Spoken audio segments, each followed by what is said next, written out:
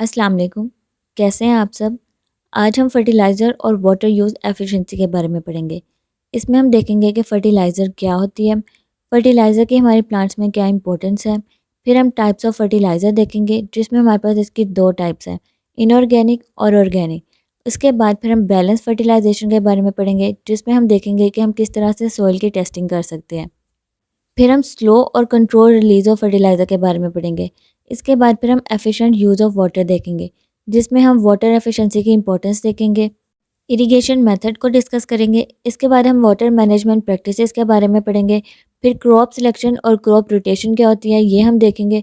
और लास्ट पे फिर हम रिसर्च और टेक्नोलॉजी देखेंगे। तो चलिए शुरू करते हैं। फर्टिलाइजर्स ऐसे केमिकल सब्सटेंस हैं जिसे क्रॉप की प्रोडक्टिविटी को इंक्रीज करने के लिए यूज़ किया जाता है। इनमें ऐसे एसेंशियल न्यूट्रिएंट प्रेजेंट होते हैं जो क्रॉप की प्रोडक्टिविटी और फर्टिलिटी को इन्हेंस करते हैं। न्यूट्रिएंट्स हमें पता है हमारे पास दो तरह के होते हैं, माइक्रो न्यूट्रिएंट्स और मैक्रो न्यूट्रिएंट्स। मैक्रो न्यूट्रिएंट्स वो न्यूट्रिएंट्स होते हैं जो प्लांट को लार्ज अमाउंट में चाहिए होते हैं। इसके एग्जांपल में हमारे पास आ जाते हैं नाइट्रोजन, फॉस्फोरस और पोटेशियम। और माइक्रो न्यूट्रिएंट्स ऐसे न्यूट्रिएंट्स होते हैं जो प्लांट को स्मॉल क्वांटिटी में चाहिए होते हैं, जैसे कि कैल्शियम, बोरोन, जिंक, आयरन वगैरह। प्लांट न्यूट्रिएंट्स का कंप्लीट टॉपिक ऑलरेडी मैंने अपने चैनल पे अपलोड किया हुआ है। इसमें मैंने डिटेल में समझाया है माइक्रो और मैक्रो न्यूट्रिएंट्स के बारे में कि ये न्यूट्रिएंट्स प्लांट के लिए किस तरह से इंपॉर्टेंट होते हैं और अगर इनकी डेफिशिएंसी हो जाए तो प्लांट को कौन कौन से डिसएडवांटेजेस हो सकते हैं। तो अगर आपने डिटेल में समझना हुआ तो आपको प्लांट न्यूट्रिशन वाली प्लेलिस्ट में ये वीडियो मिल जाएगी। इसके अलावा फर्टिलाइज़र पे भी एक कंप्लीट टॉपिक मैंने अपलोड किया है। इसमें मैंने बताया कि फर्टिलाइज़र्स क्या होते हैं, फर्टिलाइज़र्स की एडवांटेजेस और डिसएडवांटेजेस क्या हैं, फर्टिलाइज़र की टाइप्स और उनकी इंपॉर्टेंस, ये सब मैंने डिटेल में एक्सप्लेन किया है। तो अगर आपने इनको डिटेल में समझना हुआ तो आप वो वीडियो देख लेना। इस वीडियो में भी मैं आपको थोड़ा सा फर्टिलाइज़र के बारे में बता देती हूँ। तो फर्टिलाइज़र्स ऐसे केमिकल सब्सटेंस होते हैं जिनको क्रॉप की प्रोडक्टिविटी और फर्टिलिटी को इंक्रीज़ करने के लिए यूज़ किया जाता है। फार्मर्स डेली बेसिस में फर्टिलाइज़र्स को अपनी क्रॉप्स में यूज़ करते हैं ताकि उनकी जो क्रॉप की प्रोडक्शन है वो अच्छी हो सके। नेक्स्ट हम फर्टिलाइज़र की टाइप्स देखते हैं।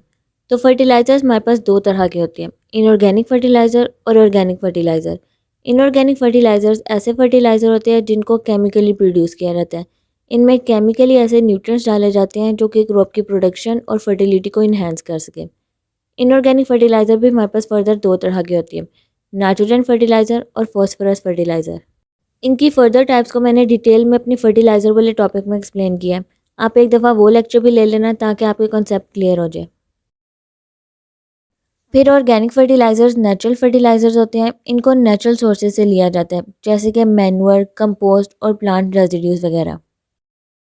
ऑर्गेनिक फर्टिलाइज़र सोइल में कार्बनिक कंपाउंड प्रोवाइड करते हैं जो कि प्लांट की ग्रोथ के लिए बहुत ज़्यादा ज़रूरी होते हैं। इसके अलावा ऑर्गेनिक फर्टिलाइज़र सोइल में ऑर्गेनिक मैटर कंटेंट को भी इंक्रीज़ करते हैं जो कि माइक्रो ऑर्गेनिज्म की रिप्रोडक्शन रेट को प्रमोट करते हैं। इसके साथ साथ सोइल की जो केमिकल और फिजिकल प्रॉपर्टी है उनको भी चेंज करते हैं। इन प्रॉपर्टीज़ के चेंज होने से प्लांट की ग्रोथ इंक्रीज़ होती है। इसके बाद ऑर्गेनिक फर्टिलाइज़र को मेन न्यूट्रिएंट समझा जाता है ग्रीन फूड के लिए, क्योंकि जितने भी ग्रीन वेजिटेबल होती है उनकी ग्रोथ ऑर्गेनिक फर्टिलाइज़र से होती है। नेक्स्ट है बैलेंस फर्टिलाइजेशन। बैलेंस फर्टिलाइजेशन क्या होता है? इसमें हम क्रॉप को बैलेंस न्यूट्रिएंट सप्लाई करते हैं। इसमें जो प्लांट न्यूट्रिएंट हम अप्लाई करते हैं वो ऑप्टिमम रेशो और एडेक्वेट अमाउंट में करते हैं ताकि जो क्रॉप की ग्रोथ है वो प्रॉपर हो सके। इसमें बैलेंस अमाउंट में सारे न्यूट्रिएंट्स माइक्रो और मैक्रो ये दोनों न्यूट्रिएंट्स प्रॉपरली क्रॉप में डाले जाते हैं ताकि जो क्रॉप की ग्रोथ है वो इम्प्रूव हो सके। फिर बैलेंस फर्टिलाइजेशन के बेनिफिट्स क्या है? इससे हम क्रॉप की यील्ड और ग्रोथ को इंक्रीज़ कर सकते हैं, क्योंकि जब क्रॉप को प्रॉपर न्यूट्रिएंट्स मिलेंगे, एक बैलेंस अमाउंट में न्यूट्रिएंट मिलेंगे तो उससे जो क्रॉप की ग्रोथ है वो प्रॉपर हो सकेगी। फिर नेक्स्ट है सॉइल टेस्टिंग। बैलेंस फर्टिलाइजेशन में सॉइल की न्यूट्रिएंट लेवल को जानने के लिए हम सॉइल टेस्टिंग करते हैं।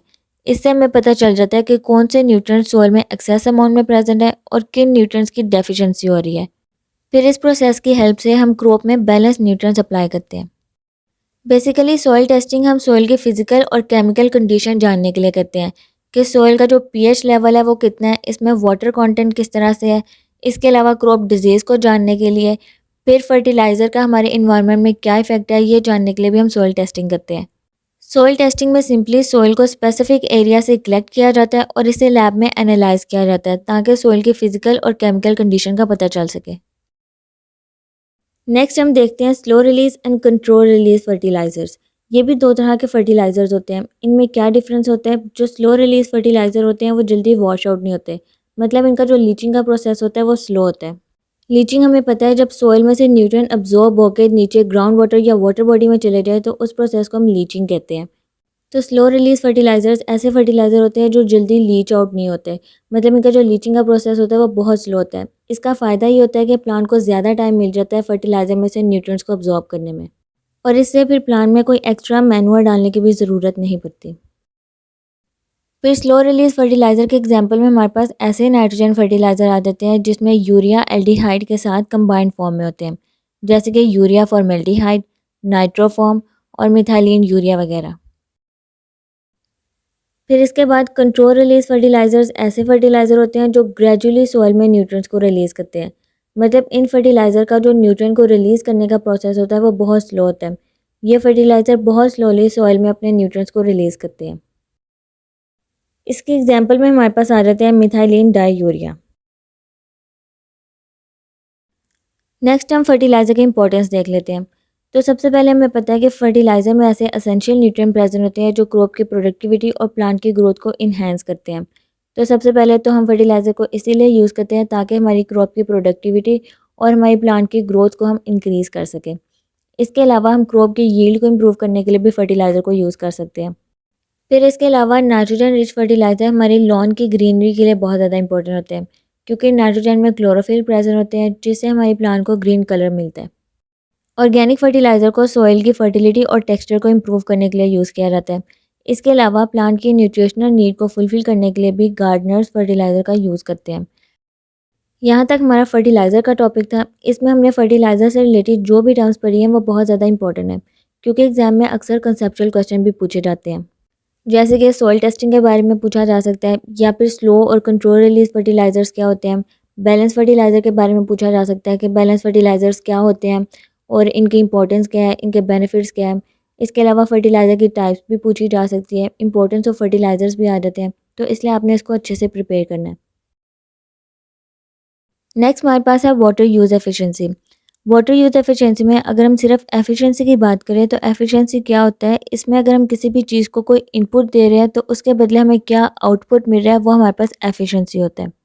फॉर एग्जांपल अगर हम क्रॉप्स में वाटर यूज़ एफिशिएंसी की बात करें तो इसमें हम क्रॉप्स को कितना वाटर दे रहे हैं और उस वाटर के बदले हमें क्रॉप से कितना यील्ड मिल रहा है, ये हमारे पास वाटर यूज़ एफिशिएंसी होगा। इसमें जो वाटर है वो इनपुट है, क्योंकि वो हम क्रॉप्स को दे रहे हैं, और क्रॉप से जो हमें मिल रहा है, जो हमें यील्ड मिल रही है, वो हमारे पास आउटपुट होगा। फिर अगर हम वाटर यूज़ एफिशिएंसी का फार्मूला देखें तो इसमें हमारे पास ये जो WUE है ये वाटर यूज़ एफिशिएंसी है। तो water use efficiency will be equal to output over input. Output हमारे पास यील्ड है जो क्रॉप से प्रोड्यूस हुई है, और इनपुट हमारे पास वाटर है जो हमने क्रॉप्स को प्रोवाइड किया है। तो वाटर यूज़ एफिशिएंसी बेसिकली हमारे पास क्या है कि इसमें क्रॉप्स ने कितना वाटर यूज़ किया है यील्ड को प्रोड्यूस करने में, और कितना वाटर एवेपोरेशन और ट्रांसपायरेशन के प्रोसेस के थ्रू लॉस हुआ है। फिर इसके बाद अगर हम वाटर यूज़ एफिशिएंसी की इंपॉर्टेंस देखें तो हमें इससे पता चल रहा है कि वाटर यूज़ एफिशिएंसी के थ्रू हम अपने क्रॉप की प्रोडक्शन को इंक्रीज़ कर सकते हैं। इसके साथ साथ हम अपने प्लांट की ग्रोथ को भी बेटर कर सकते हैं। फिर क्रॉप की प्रोडक्शन के दौरान जो वाटर वेस्ट होता है हम उसको भी रिड्यूस कर सकते हैं, क्योंकि वाटर यूज़ एफिशिएंसी से हमें पता चल जाता है कि क्रॉप की प्रोडक्शन में हमें कितना वाटर चाहिए। इसके अलावा ऐसे रीजन जहाँ पे पानी की कमी होती है ह्यूमिडिटी की वजह से या ड्राफ्ट की वजह से, वहाँ पे हम वाटर यूज़ एफिशिएंसी की हेल्प से क्रॉप की प्रोडक्शन कर सकते हैं। इसके लिए हमें डिफरेंट इरिगेशन मेथड चाहिए होते हैं। इरिगेशन मेथड सिंपली एक आर्टिफिशियल सोर्स होता है जिसके थ्रू हम क्रॉप्स को वाटर प्रोवाइड कर सकते हैं। यूजली हम इरिगेशन मेथड को ड्राफ्ट और ह्यूमिड रीजन में यूज़ करते हैं जहाँ पे पानी की कमी होती है। तो उस पानी की कमी को पूरा करने के लिए हम इरिगेशन मेथड को यूज़ करते हैं। इरिगेशन मेथड हमारे पास 3 तरह की होती हैं: सरफेस इरिगेशन, ड्रिप इरिगेशन और स्प्रिंकलर इरिगेशन। सबसे पहले हम देखते हैं सरफेस इरिगेशन क्या होता है। सरफेस इरिगेशन में हम सिंपली फील्ड में वाटर रख देंगे। ये वाटर ग्रेविटी की हेल्प से खुद ही सारी फील्ड में चला जाएगा। ये बहुत सिंपल मेथड होता है, इसलिए इसको ज़्यादा यूज़ किया जाता है। जैसे कि इस डायग्राम में हम देख सकते हैं, इसमें हमने सिंपली एक साइड में वाटर रख देना है। ये वाटर खुद ही ग्रेविटी की हेल्प से सारी फील्ड में चला जाएगा। अब इसका हमें क्या फ़ायदा होता है, इससे हमारा जो वाटर एवेपोरेशन में लॉस होता है वो नहीं होगा। नेक्स्ट मेथड हमारे पास है ड्रिप इरिगेशन। ड्रिप इरिगेशन में प्लांट को वाटर ड्रॉप बाय ड्रॉप करके दिया जाता है। मतलब इसमें होता क्या है, जैसे कि हम इस डायग्राम में देख सकते हैं, प्लांट के ऊपर एक पाइप लगा दिया जाता है। इस पाइप में छोटे होल होते हैं। इस होल में से एक एक ड्रॉप करके वाटर निकलता है। इसका फ़ायदा क्या होता है, इससे वाटर डायरेक्टली प्लांट के रूट जोन तक जाता है। इसके बाद जो वाटर है वो भी ज़्यादा वेस्ट नहीं होता। इसके अलावा जो प्लांट का मॉइस्चर है वो भी ऑप्टिमम रहता है, जिसकी वजह से प्लांट की प्रोडक्टिविटी और प्लांट की क्वालिटी इंप्रूव होती है। फिर लास्ट मेथड हमारे पास है स्प्रिंकल इरिगेशन। स्प्रिंकल इरिगेशन को हम स्प्रे इरिगेशन भी कहते हैं। इस मेथड में हम वाटर को एयर में स्प्रिंकल करते हैं। जैसे हम शावर करते हैं और उस शावर में से पानी निकलता है, इसी तरह इस मेथड में से भी पानी निकलता है। जैसे कि आप इस डायग्राम में देख सकते हैं। इस मेथड का ये फ़ायदा होता है कि इससे जो वाटर है वो नीचे रेन की तरह आता है। जैसे रेनफॉल होती है, उसी तरह ये वाटर ड्रॉप वाइज प्लांट पे पड़ेगा। इस मेथड को हम आर्टिफिशियल रेनफॉल मेथड भी कहते हैं। तो ये थे हमारे पास इरिगेशन मेथड। इन मेथड के हेल्प से हम डायरेक्टली वाटर को रूट जोन तक डिलीवर कर सकते हैं। इसका फ़ायदा क्या होगा कि हमारा वाटर कम से कम वेस्ट होगा।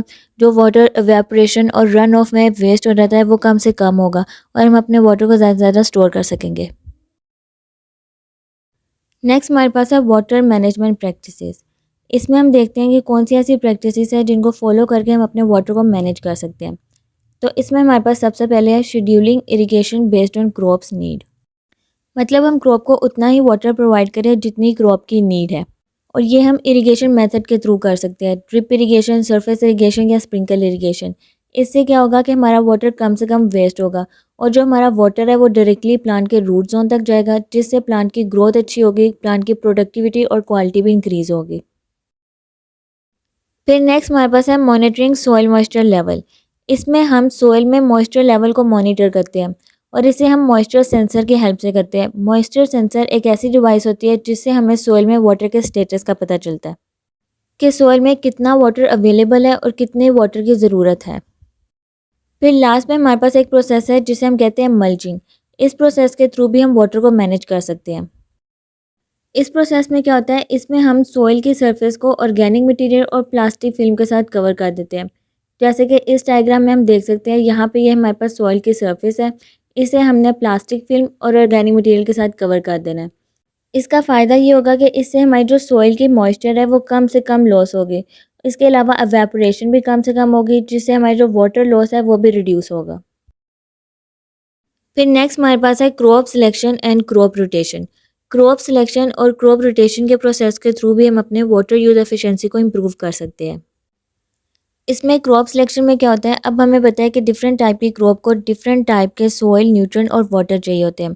तो अगर हम क्लाइमेट के मुताबिक क्रॉप को सिलेक्ट करें, फॉर एग्जांपल अगर हमें पता है कि यहाँ पे ह्यूमिड रीजन है, और तो वहाँ पे हम ऐसी क्रॉप को सिलेक्ट करेंगे जो कम से कम पानी में ग्रो कर सके। इससे हम अपनी वाटर यूज एफिशिएंसी को इम्प्रूव कर सकते हैं। फिर नेक्स्ट हमारे पास है क्रॉप रोटेशन। क्रॉप रोटेशन में क्या होता है, इसमें हम हर साल एक ही फील्ड में डिफरेंट क्रॉप्स को ग्रो करते हैं। बेसिकली क्रॉप को रोटेट करते हैं। फॉर एग्जांपल अगर इस साल फार्मर ने अपनी फील्ड में कॉर्न ग्रो किया है, तो नेक्स्ट ईयर वो बीन्स ग्रो करेगा। क्योंकि कॉर्न ज़्यादा नाइट्रोजन ले लेती है, तो नेक्स्ट ईयर जब फार्मर बीन्स ग्रो करेगा तो उससे जो नाइट्रोजन की अमाउंट है वो ऑप्टिमाइज़ हो जाएगी। क्रॉप रोटेशन का फ़ायदा क्या होता है, इससे हम अपनी सॉइल की हेल्थ को इम्प्रूव कर सकते हैं, न्यूट्रिएंट को ऑप्टिमाइज़ कर सकते हैं। इसके अलावा जो डिजीज़ क्रॉप में ग्रो होती है उसको भी हम रिड्यूस कर सकते हैं। फिर लास्ट में हमारे पास है रिसर्च और टेक्नोलॉजी। तो एग्रीकल्चर में इन रिसर्च और टेक्नोलॉजिकल एडवांसमेंट से हम अपनी वाटर की एफिशिएंसी को इम्प्रूव कर सकते हैं। इसमें हमारी ऐसी क्रॉप जो कि ड्रॉट टॉलरेंट होती हैं, जिनमें पानी की कमी होती है, उनको हम वाटर यूज़ एफिशिएंसी से इम्प्रूव कर सकते हैं। इसके अलावा हम अपनी फार्मिंग टेक्नोलॉजी को भी प्रिसाइज कर सकते हैं। फिर जो क्रॉप की वाटर रिक्वायरमेंट है उनको जानने के लिए हम रिमोट सेंसिंग टेक्निक, मतलब जो सॉइल टेस्टिंग और सॉइल मॉइस्चर सेंसर्स हैं, इनको यूज़ करके हम अपनी क्रॉप की वाटर रिक्वायरमेंट को भी जान सकते हैं। तो ये सब टेक्नीक हमारी एग्रीकल्चर और फार्मर के लिए बहुत ज़्यादा बेनिफिशियल है। तो आज के लेक्चर में हमने क्या देखा है कि अगर हम प्रॉपर फर्टिलाइजेशन टेक्नीक और एफिशिएंट यूज़ ऑफ वाटर को यूज़ करें तो हम अपनी एग्रीकल्चर को बेहतर बना सकते हैं। इन प्रैक्टिसेस को अगर फार्मर डेली बेसिस में एग्रीकल्चर में इम्प्लीमेंट करें तो इससे हम अपनी क्रॉप की प्रोडक्टिविटी को इन्हांस कर सकते हैं। इसके अलावा हम अपने वाटर के यूजेज को भी मिनिमाइज़ कर सकते हैं। इरिगेशन मेथड के थ्रू हमारा जो वाटर वेस्टेज है हम उसको भी रिड्यूस कर सकते हैं। इसके अलावा ऐसे इन्वायरमेंटल इम्पैक्ट जो एक्सेसिव फर्टिलाइज़र, जो ज़्यादा फर्टिलाइज़र को यूज़ करने से और वाटर को वेस्ट करने से प्रोड्यूस होते हैं, हम उसको भी रिड्यूस कर सकते हैं। तो ये था हमारा आज का लेक्चर। आज के लेक्चर में हमने सबसे पहले फर्टिलाइज़र के बारे में देखा है कि फर्टिलाइज़र ऐसे एसेंशियल न्यूट्रिएंट्स होते हैं जो हमारी प्लांट की ग्रोथ के लिए और क्रॉप की प्रोडक्टिविटी के लिए बहुत ज़्यादा ज़रूरी होते हैं। इसके बाद हमने फर्टिलाइज़र की टाइप्स देखी, इनऑर्गेनिक और ऑर्गेनिक फर्टिलाइज़र। फिर हमने फर्टिलाइज़र से रिलेटेड डिफरेंट टर्म्स देखी, जैसे बैलेंस फर्टिलाइजेशन क्या होती है, इसके अलावा स्लो और कंट्रोल रिलीज ऑफ फर्टिलाइजेशन। फिर इसके बाद हमने वाटर यूज़ एफिशिएंसी के बारे में पढ़ा। इसमें हमने देखा है कि हमारी एग्रीकल्चर में वाटर यूज़ एफिशिएंसी की क्या इंपॉर्टेंस होती है। फिर हमने डिफरेंट इरिगेशन मेथड देखे हैं, जैसे कि ड्रिप इरिगेशन, सरफेस इरिगेशन और स्प्रिंकल इरिगेशन। उसके बाद फिर हमने वाटर मैनेजमेंट प्रैक्टिसेस देखी। फिर उसके बाद हमने देखा कि क्रॉप सिलेक्शन और क्रॉप रोटेशन क्या होता है। फिर लास्ट में हमने रिसर्च और टेक्नोलॉजी की बात की। तो यहाँ तक था हमारा आज का लेक्चर। होपफुली आपको आज के टॉपिक की समझ आ गई होगी। अगर आपको आज के टॉपिक से रिलेटेड कोई भी क्वेश्चन पूछना है तो आप मुझे कमेंट बॉक्स में पूछ सकते हैं। इसके अलावा मैंने अपना एक इंस्टाग्राम अकाउंट भी बनाया है, आप मुझे वहाँ पर भी फॉलो कर सकते हैं। और मेरे लेक्चर को अपनी क्लास वालों तक भी शेयर कर दिया करें। मेरे चैनल को सब्सक्राइब कर दें और मेरे वीडियो को लाइक कर दें। Thank you.